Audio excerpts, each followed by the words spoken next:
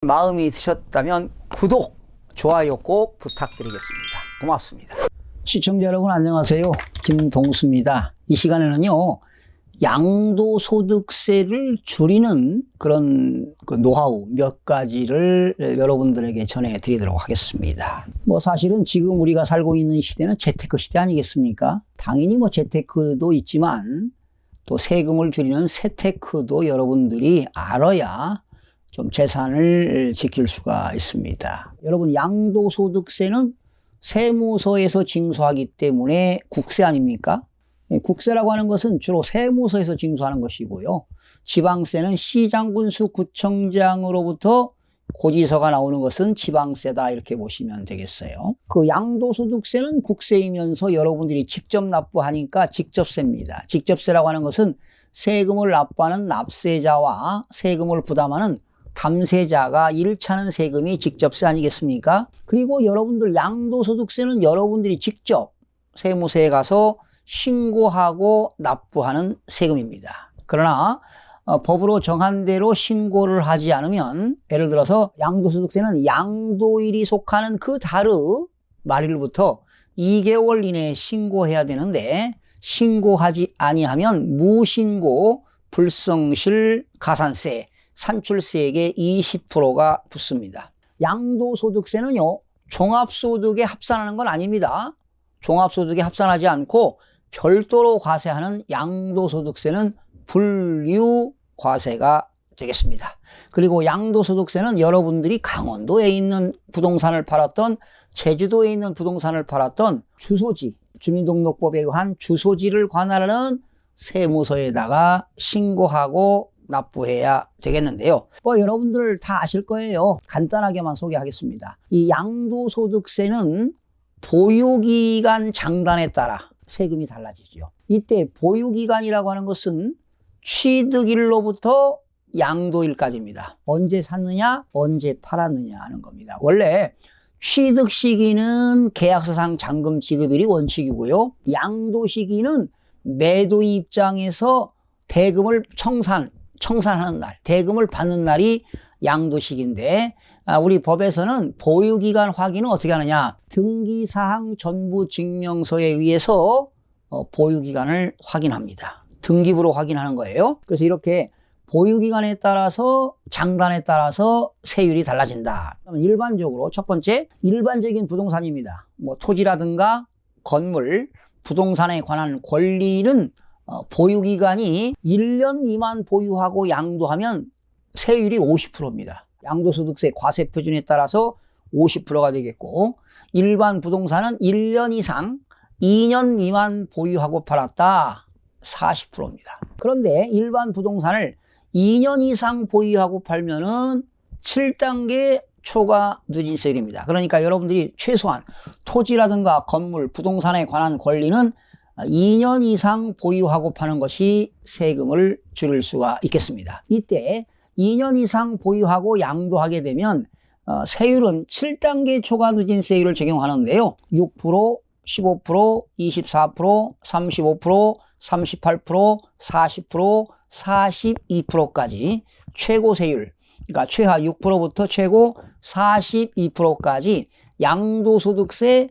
과세표준에 따라서 세율이 달라진다, 이렇게 하시면 되겠습니다. 자, 그러면 이제 두 번째로 주택으로 넘어갑니다. 여러분들이 아파트라든가 공동주택이라든가 이런 단독주택입니다. 특히 조합원 입주권도 주택으로 보기 때문에 주택이라든가 조합원 입주권은 어떻게 되느냐, 주택은요 1년 미만 보유하고 양도하면은 40%입니다.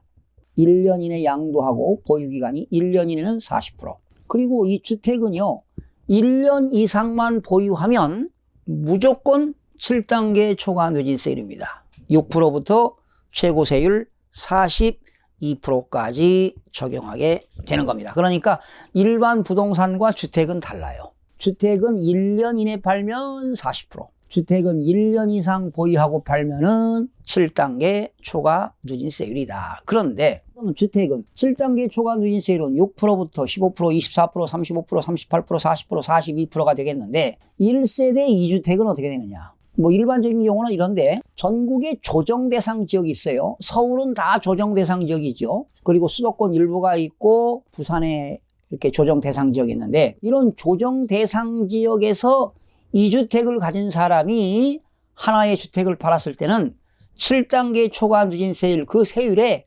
10%를 더 중과합니다. 그러나 조정 대상 지역에 3주택을 이상을 가진 사람은 다주택자는 표준세율 7단계 초과 누진세율에 20%를 중과를 합니다. 그러니까 상당히 세금이 많죠. 그러면 2주택일 때 최고 세율이 42%면 10%를 더 과세하면 최고 세율 52%가 되겠고 3주택을 가진 사람은 42%인데 20%를 중과를 하게 되면 최고 62%까지 세금을 내는 그런 결과를 초래한다는 겁니다. 그리고 세 번째 기타 자산이라는 게 있어요. 기타 자산은 크게 네 가지가 있는데 여기서 여러분들은 그냥 특정 시설물 이용권이다. 예를 들면 골프 회원권이라든가 콘도미니엄 회원권 이런 것들은 특정 시설물 이용권으로서 기타 자산에 들어가는데 이러한 골프 회원권이나 콘도미니엄 회원권은 등기 여부에 관계없습니다.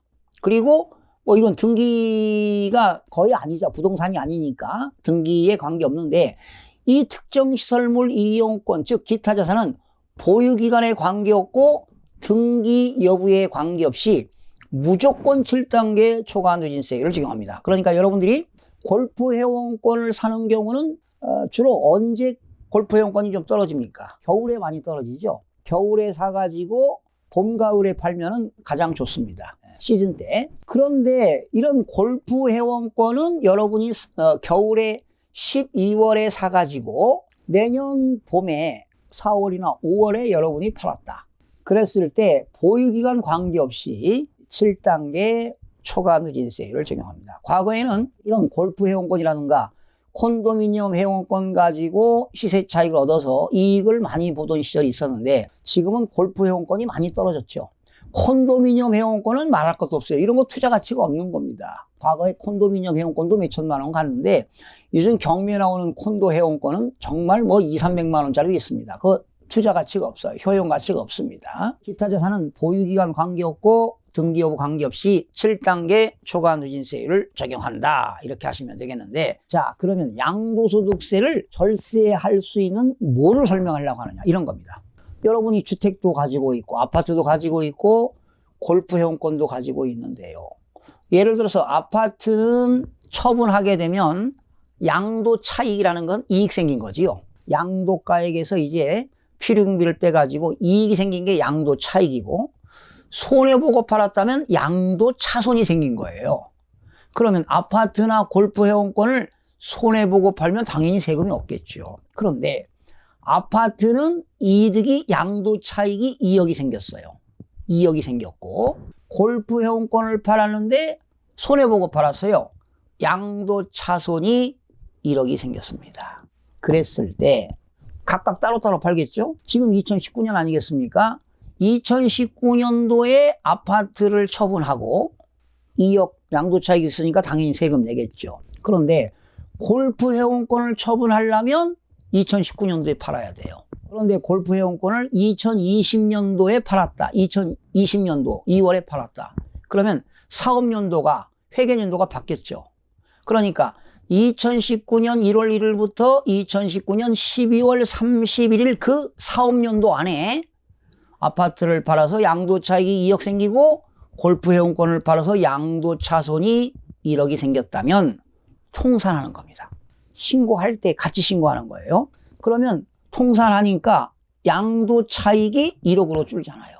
그러면 세금이 줄어든다는 겁니다. 그런데 여러분 만약에 여러분이 2019년도 지난 2월 달에 아파트를 처분하고 양도차익 2억에 대해서 이미 신고하고 세금 냈어요. 세금 계산하면 5, 6천만 원 세금 나올 겁니다. 그런데 가을에도 골프 회원권을 처분했습니다. 그럴 때 아파트 이미 판 거와 골프 회원권 파는 것을 같이 신고하는 합산해서 양도 차익과 양도 차손을 통산하는 겁니다.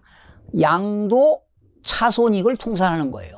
아파트는 이익 생겼고 골프 회원권은 손실 생겼으니까 통산해서 신고하는 거예요. 그렇게 되면은 과표가 줄어드니까 세금이 줄어듭니다. 그러면 이미 많이 납부했던 것은 환급이 가능하다는 겁니다. 환급을 받을 수가 있습니다. 그런데 이런 경우를 잘 모르거든요. 결론은 당해년도에 사업연도에 아파트와 골프 회원권을 당해년도 동시에 팔게 되면 세금을 줄일 수 있다. 서울에 주택을 가지고 있는 사람도 있고 또 서울에 거주하면서 지방에 주택을 가지고 있는 다주택자들도 있지 않겠습니까? 뭐 2주택, 3주택 뭐 이런 사람들이 있을 텐데 서울은 그래도 가격이 상승하니까 양도 차익이 생기고 지금 지방은 어떻습니까?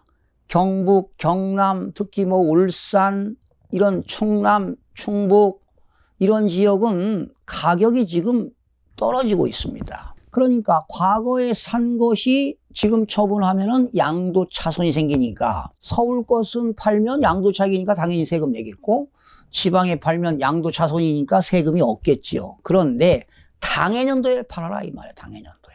2019년도 같은 연도에 단 조건이 있습니다. 세율이 같아야 돼요. 그러면 주택은 1년 미만 보유하게 되면 세율이 40%고 주택은 무조건 1년 이상만 보유하게 되면 6%부터 42%까지 7단계 초과 누진세율을 적용하니까 서울에 있는 주택 팔고 양도차익과 지방에 있는 주택을 처분해서 양도차손을 통산하니까 양도차익이 줄어들어요. 그러면 소득금액도 줄고 양도소득세 과세표준도 줄고 과표가 줄면 당연히 세율도 줄어서 이렇게 해서 세금을 수천만 원을 절세할 수가 있습니다. 많게는 뭐 매독도 절세할 수 있고 몇 천만 원, 몇 백만 원까지도 이렇게 절세할 수가 있습니다. 그러니까 여러분들이 부동산을 가지고 있어도 언제 처분할 거냐, 또 내가 가지고 있는 자산이 어떠한 자산을 가지고 있느냐, 보유기간을 얼마큼 보유했느냐, 이러한 내용에 따라서 세금이 달라지기 때문에요. 여러분들이 그런 합리적인 의사결정을 해야만이 세금을 줄일 수가 있다. 어떤 결정을 하기 전에 전문가들한테 상담을 해보고 그런 의사결정을 해야 되는데 그래도 디테일하게 상담을 해야 돼요. 그냥 간결하게 물어봐서는 안 되고 포괄적으로 상담을 해서 의사결정함으로써 세금을 줄일 수가 있다 하는 내용입니다. 혹시 이 내용을 듣고 이해가 되지 않는 분들은 댓글을 달아주시면 제가 또 개인적으로도 뭐 설명을 드리겠지만 또 무엇이든지 물어보세요. 이 시간에 통괄적으로 설명을 드리도록 하겠습니다. 시청해주신 여러분 대단히 고맙습니다. 여러분들의 적극적인 지지와 많은 관심, 사랑 부탁드리겠습니다. 대단히 고맙습니다.